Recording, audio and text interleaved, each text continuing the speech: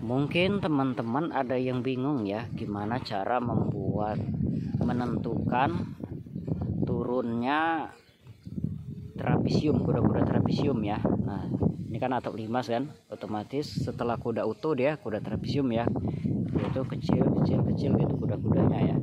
Nah, untuk menentukan kuda-kuda trapesium itu teman-teman, dia itu dibagi dua dengan lebarnya teman-teman ya.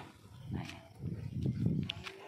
ini saya contohkan teman-teman, ini lebarnya 1 meter per kuda-kudanya ya, jarak antara kuda-kudanya itu 1 meter. Nah, terus ini trapesium pertama ini ya, saya contohin ya teman-teman ya. Nah, ini trapesium pertama ya. Kalau yang atas itu kan kuda-kuda utuh kan, nah sebelahnya trapesium utama. Nah, karena jarak kuda-kuda tadi 1 meter teman ya, jadi kuda trapesium kedua ini turun 50 cm ya. Nah, 1 meter dibagi 50 1 meter dibagi 2 gitu ya, 50 cm ya. Jadi dia turun 50 cm. Nah, gitu. Itu 2 meter jadi 1,5 meter ya. Trapesium kedua ya.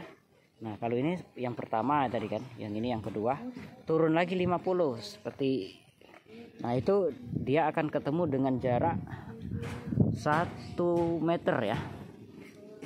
Nah, kalau teman-teman jarak kuda-kudanya 120 ya, berarti 60 kan dibagi 2, 120 ya. Nah, itu teman-temannya rumus itu membagi jarak trapesium ya, supaya teman-teman nggak bingung nanti kalau membuat trapesium itu gimana menentukan jaraknya gitu kan. Kalau asal kita buat nanti nggak sesuai dia jaraknya ya antara kuda-kuda ya, jadi kita harus bagi gitu teman-teman.